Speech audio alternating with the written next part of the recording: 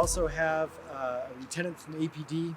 We've got our DMD crew, which of course handles traffic. This is Tim Brown, who is our traffic manager, traffic engineering manager, just if you want to talk to them after.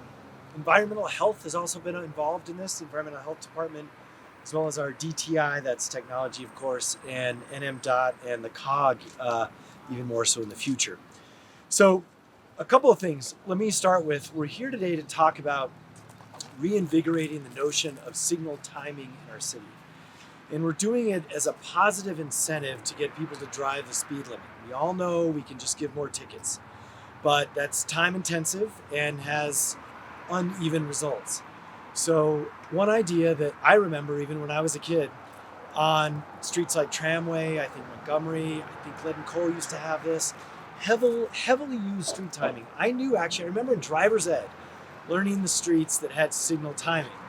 And I think everyone knows you'd rather go slower and not hit a light than, drive faster and have to sit there at a light. It's just psychological. And so what we're trying to do is experiment this on Lead and Coal, and it's for some very important reasons.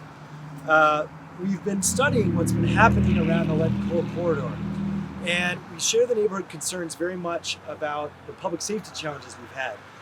Even our buses, all sorts of accidents up and down this corridor. And we looked at this, and I think we've been able to do a number of things with help from our city councilor and funding from him as well. And I think, though, the most impactful one we're going to try is re-signaling or retiming these signals. But we also have to tell people about it. They've actually been timed for a while. But I hear all the time, why aren't the lights timed on Lead and Coal? I actually hear this every time people talk about Lead and Coal. So one, they are timed. Two, now there's a bunch of signs letting you know that they're timed and what they're timed to, which is 30 miles an hour. Now, a couple of things. We did have a task force study shortly after taking office, and that's where these recommendations came out of. And we know there are some other things that the neighborhood would like. And that's why we are supporting further study by our Council of Governments in terms of other long-term changes that maybe we should make.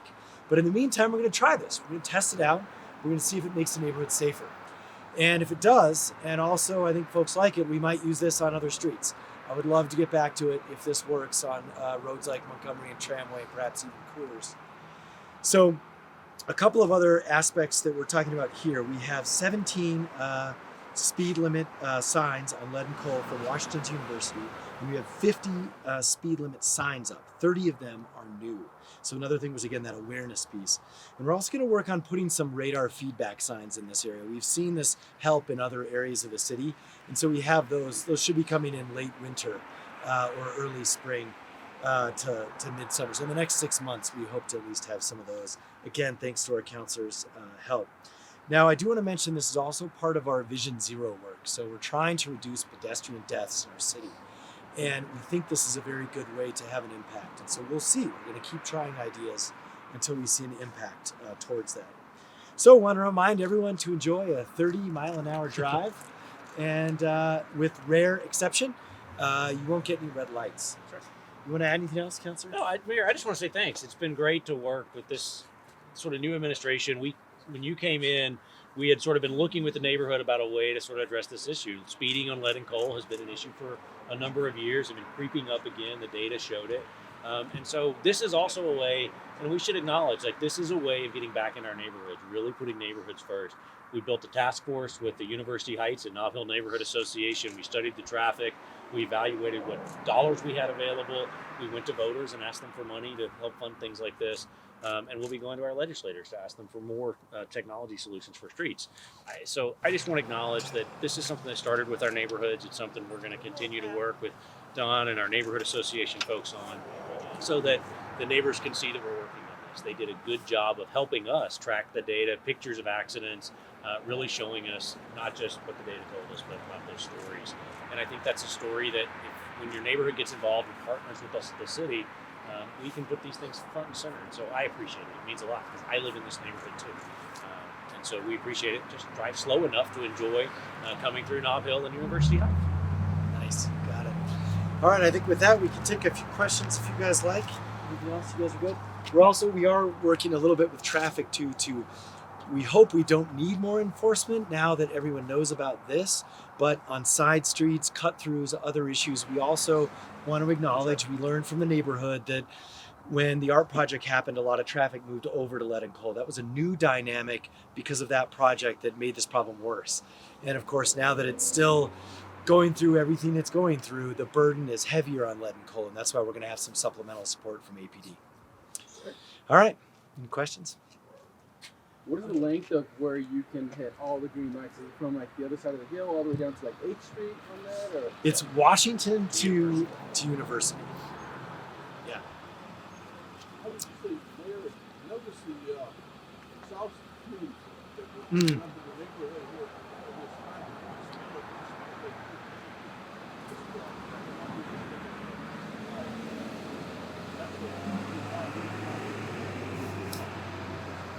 Yeah, and that's the tie-in to our environmental health department. So it's a separate issue, but the governor's working on emissions citywide, which includes the state. And so that issue we are aware of and are working on it through that, in particular, that the environmental health regulation through, I forget what they call it, the emission standards that they're looking at. So hopefully that'll help too.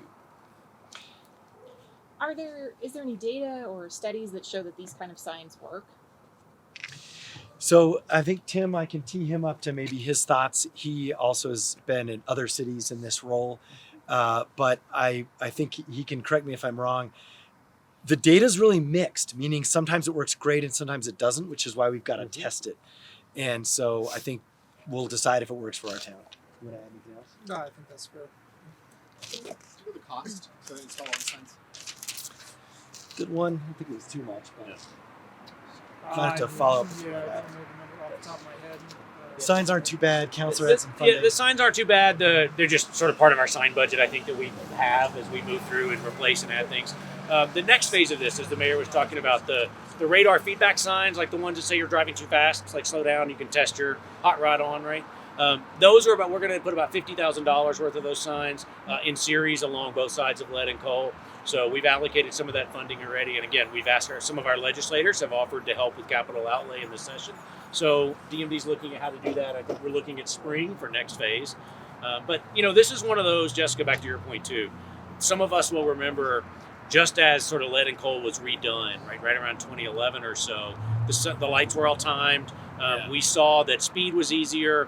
Our crash rates were consistent with other streets this size. And over time, things have changed a little bit. They've been retimed for different reasons, and it got us out of that cycle. And we see some of speeding, and some of the data shows us that as we got out of that cycle, some of those other things increased. And so the idea here is let's get back to what we thought was working well, and let's see if we can get back to some of those safer places. And if that's true, then this is a great model for the rest of the city, as the mayor said.